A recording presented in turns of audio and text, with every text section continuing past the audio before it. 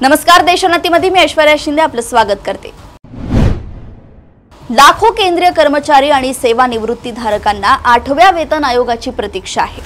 केंद्र सरकारने या आयोगाची अगोदरच घोषणा केली आहे, पण लागलीच घसघशीत पगार मिळण्याची सध्या कोणतेही चिन्ह दिसत नाहीये। कर्मचाऱ्यांच्या पगार वाढीच्या स्वप्नाला ब्रेक लागलाय। 8वा वेतन आयोग लांबणीवर पडण्याची दाट शक्यता निर्माण झाली आहे।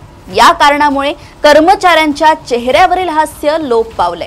8व्या वेतन आयोगात सदस्यांची नियुक्ती झालेली नाही।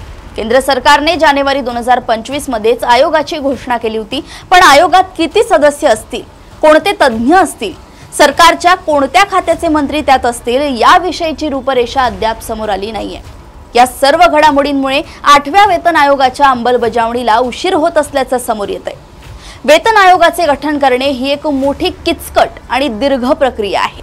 अगोदर आयोगाच्या सदस्याची नियुक्ती होते आणि आतापर्यंत 8व्या वेतन आयोगाच्या कामकाजाविषयीची टर्म ऑफ रेफरन्स कोणतीही अपडेट समोर आली नव्हती। कार्याची रूपरेषाच तयार नसल्याने 8th पे कमिशनला मोठा धक्का बसलाय।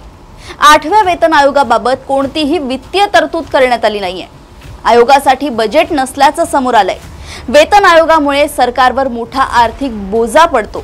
7व्या वेतन आयोगामुळे सरकारच्या तिजोरीवर हजारो कोटींचा अतिरिक्त भार पडला होता।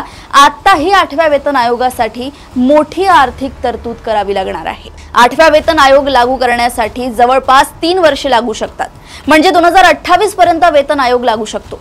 कारण 7व्या वेतन आयोगाची घोषणा झाल्यानंतर तो लागू करण्यासाठी 3 वर्षांइतका कालावधी लागला होता। त्यामुळे केंद्रीय कर्मचाऱ्यांना 8व्या वेतन आयोगासाठी 3 वर्षांचा कालावधी लागू शकतो।